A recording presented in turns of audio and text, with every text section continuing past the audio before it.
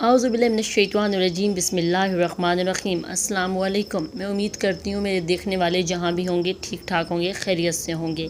चलते हैं आज की वीडियो की जाने, मगर उससे पहले मेरी आप लोगों से एक रिक्वेस्ट है कि मेरे चैनल को सब्सक्राइब करें, मेरी वीडियोस को लाइक और शेयर किया करें, ताकि मेरी भी हौसला अफजाई हो, ज़्यादा से ज़्यादा लोग देखें और मेरा कंटेंट जो है वो ज़्यादा से ज़्यादा लोगों तक पहुँच सके। बेसिकली अगर मेरा कंटेंट जो मैं बना रही हूँ वो लोग देखेंगे नहीं तो आई डोंट थिंक सो कि उसका कोई भी मुझे फ़ायदा होगा, जो लोगों को फ़ायदा होगा। वो जस्ट एक टाइम वेस्ट होता है कि मैं बनाऊं और यूट्यूब पे वीडियो अपलोड कर दूं और कोई उसको देख नहीं रहा।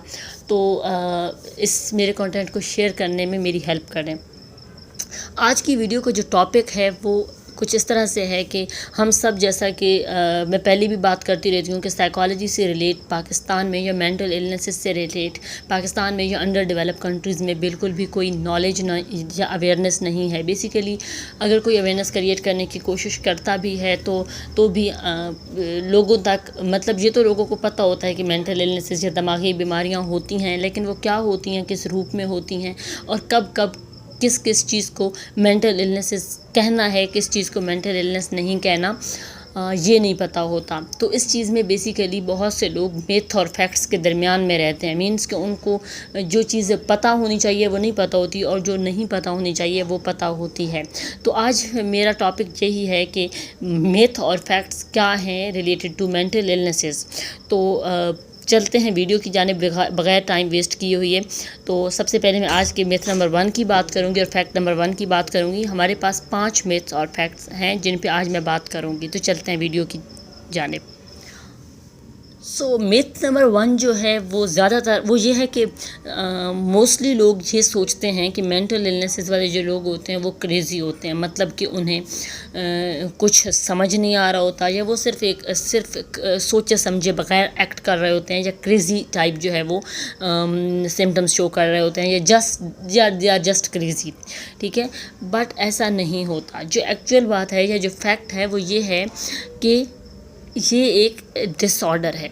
मेंटल इलनेसेस के लोग जो होते हैं वो क्रेज़ी नहीं होते, बल्कि वो एक डिसऑर्डर से सफ़र कर रहे होते हैं, एक डिज़ीज़ तरह के डिसऑर्डर से सफ़र कर रहे होते हैं। यानी कि जिस तरह से डायबिटीज़ होता है, जिस तरह से हार्ट अटैक होता है, अगर किसी बंदे को हार्ट अटैक आता है तो लाजमी बात है कि वो उसके लिए कुछ ना कुछ सिम्टम्स तो शो करता है।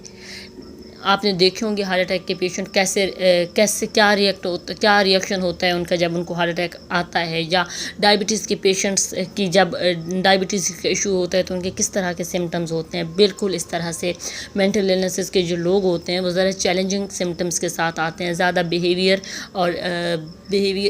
इश्यूज़ के साथ आ रहे होते हैं, या उनके थिंकिंग के साथ मसला होता है और ये सिम्टम्स होते हैं। They are not part of craziness और they are not crazy. Basically वो जो फील कर रहे होते हैं वो ही शो कर रहे होते हैं, तो वो डिसऑर्डर होता है, वो क्रेजीनेस नहीं होती। मिथ नंबर 2 जो हमारे लोगों के दरमियान पाया जाता है वो ये है कि बहुत से लोगों को लगता है कि जो मेंटल इलनेसेस से रिलेट लोग, जो मेंटल इलनेसेस वाले बंदे होते हैं वो वायलेंट से डेंजरस होते हैं। यानी कि बहुत से लोग जैसे ही किसी थोड़े से मेंटली चैलेंज बंदे को देखेंगे वो वहाँ से हट जाएंगे, या खौफ ज़दा हो जाते हैं, या इवन बच्चों को भी डराया होता है कि नहीं उसके करीब नहीं जाना। उसकी वजह ये होती है कि उनको लगता है कि वायलेंट होते हैं, डेंजरस होते हैं, मारें पीटेंगे या इवन के मर्डर भी कर सकते हैं। जबकि जो फैक्ट है वो ये है कि ये अनफॉर्चुनेट रियलिटी है हमारे माशरे की, कि हमें जब भी किसी चीज़ को दबाना होता है या किसी चीज़ को ज़मीन में दफन करना होता है तो हम उसको मेंटल इलनेसेस का नाम दे रहे होते हैं। कोई भी अगर हमारे माशरे में कोई भी ऐसा क्राइम होता है जिसे लोग सामने नहीं लाना चाहते, या हमारी मीडिया माशाल्लाह से बहुत क्विक है लेबल करने में, मेंटल इलनेसेस के हवाले से चीज़ों को बहुत ज़्यादा जल्दी लेबल किया जाता है। अगर कोई करता है तो उसको कह दिया जाता है कि वो दिमागी तौर पे दिमाग का मसला था इसलिए किया। भाई दिमाग का मसला नहीं होता। दिमाग के मसले वाले जो लोग होते हैं दे आर नॉट क्रिमिनल।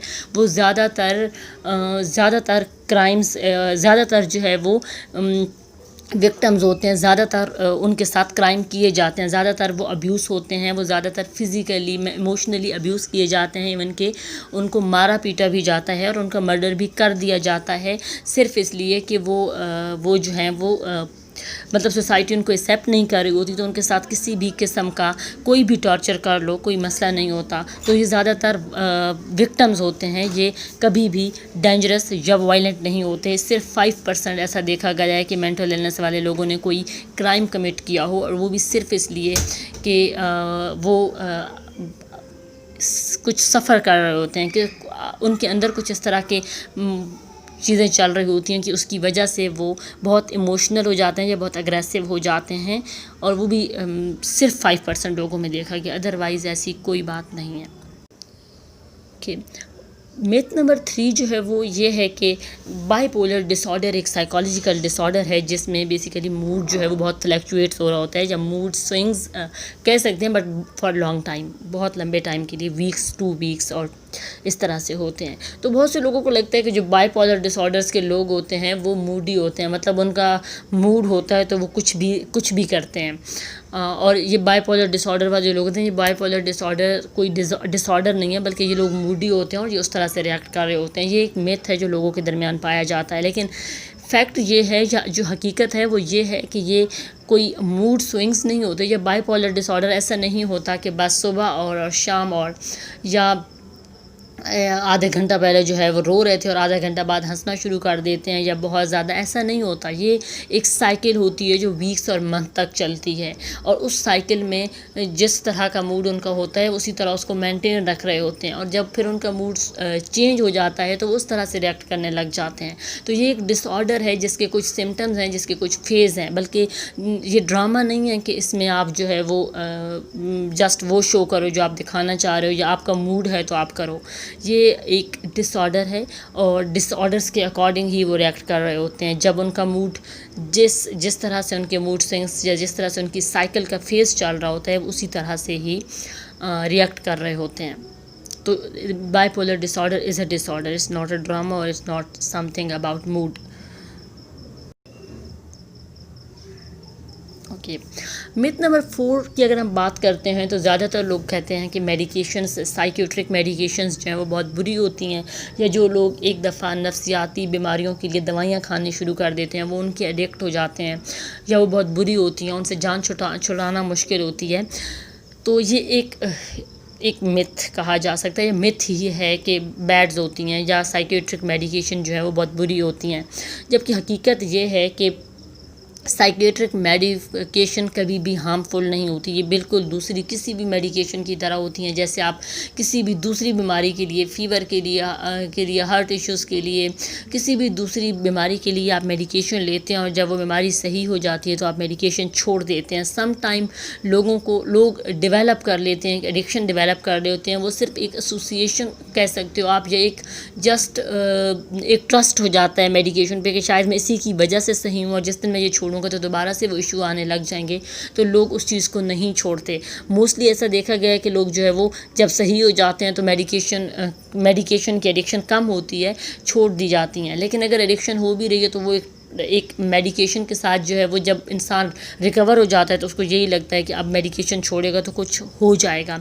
تو بالکل سائیکیٹرک میڈیکیشن کے ساتھ بھی ایسا ہی ہوتا ہے. یہ مینٹل ایلنسز کو بالکل ویسے صحیح کرتی ہیں جیسے کوئی بھی میڈیسن کسی بھی میڈیکل ایشو کو صحیح کرتی ہے، اور اس کا کوئی جو ہے وہ سائیڈ ایفیکٹ نہیں ہوتا. کوئی اس طرح کا کوئی سائیڈ ایفیکٹ نہیں ہوتا کہ اس میں آپ ایک دفعہ سے چلے گئے تو پھر بے شک آپ صحیح ہو جائیں گے، لیکن کبھی یہ دوائیاں نہیں چھوڑیں گے اور یہ بہت بری ہوتی ہیں، ان سے یہ بیماری لگ جاتی ہے تو وہ بیماری لگ جاتی ہے.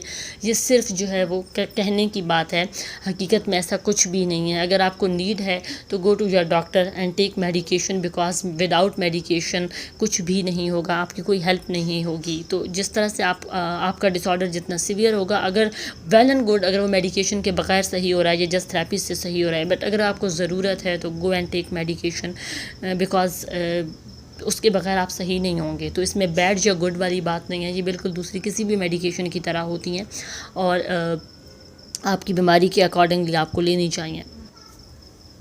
میتھ نمبر 5 جو ہمارے لوگوں کے درمیان میں پایا جاتا ہے وہ یہ ہے کہ اگر آپ مینٹل النس کے لیے ایک دفعہ کسی بھی ہیلپ کے لیے چلے گئے، لائک آپ نے کسی سائیکالوجسٹ یا سائیکیٹرک کو اپروچ کیا اور آپ نے ہیلپ لینا شروع کر دی، تو آپ کو جو سمٹمز ہوں گے وہ بڑھتے جائیں گے یا وہ ورس ہوتے جائیں گے، کیونکہ آپ دوسروں پر ڈپینڈ ہو گئے ہیں اور اب آپ کبھی بھی صحیح نہیں ہوں گے، بلکہ آپ کی بیماری ورس سے ورس ہوتی جائے گی۔ یہ سوچتے ہیں، لوگوں کی سوچ ہوتی ہے، جبکہ اگر ہم حقیقت کی بات کریں تو ایسا کچھ بھی نہیں ہے۔ اگر لوگوں کو اگر کوئی سفر کر رہا ہے مینٹل النیسز سے اور اس کے پاس یہ اویئرنیس بھی ہے، وہ یہ جانتا بھی ہے کہ اگر وہ میڈیکیشنز کے لیے یا کسی بھی قسم کی کوئی ہیلپ سیک آؤٹ کرتا ہے تو وہ صحیح ہو جائے گا، تو یہ بہت زیادہ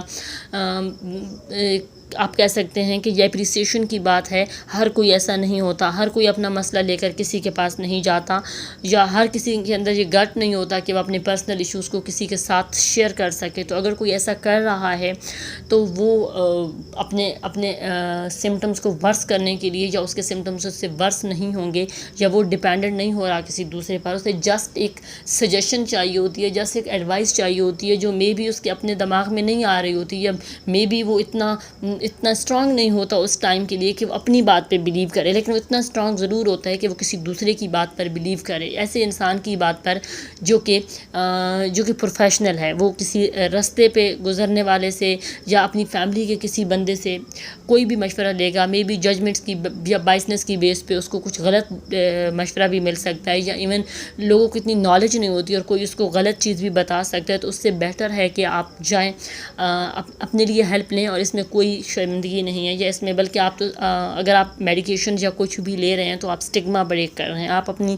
لائف کے لیے لڑ رہے ہیں، تو یہ بہت اچھی بات ہے۔ اس میں کوئی ایسی چیز نہیں ہے کہ آپ نے اگر ایک دفعہ اس ہیلپ کے لیے ایک دفعہ ماہر نفسیات کے کلینک میں قدم رکھ لیے تو دوبارہ آپ کبھی زندگی میں واپس اپنی لائف کی طرف نہیں جا سکتے، ایسا کچھ بھی نہیں ہے۔ یہ صرف اور صرف ایک متھ ہے جو کہ سوسائٹی میں پایا جاتا ہے ریگارڈنگ مینٹل ہیلتھ ایشوز۔ تو مجھے امید ہے کہ آپ کو آج کی ویڈیو اچھی لگی ہوگی، اور اس ٹاپک سے ریلیٹ اگر آپ کی کوئی بھی کیوری ہے، کوئی بھی کویسچن ہے تو اسے کمنٹ باکس میں ضرور ڈال دیجیے گا، میں ضرور جو ہے اس کا رسپانس بھی کروں گی، میں کرتی بھی ہوں، اور اگر میں نہ کر پاؤں ٹائم پہ یا میں رپلائی نہ کر پاؤں تو میں کسی نہ کسی صورت میں اس کو ویڈیوز میں بنا کر یا ویڈیوز پر بنا کر ضرور بتا دوں گی۔ تو آج کے لیے بس اتنا ہی۔ میرے چینل کو سبسکرائب کریں، لائک اور شیئر کریں، وہی ریکویسٹ ہے۔ آپ سے ملتے ہیں ایک نئی ویڈیو میں ایک نئے ٹاپک کے ساتھ، تب تک مجھے دیجیے اجازت۔ اللہ حافظ۔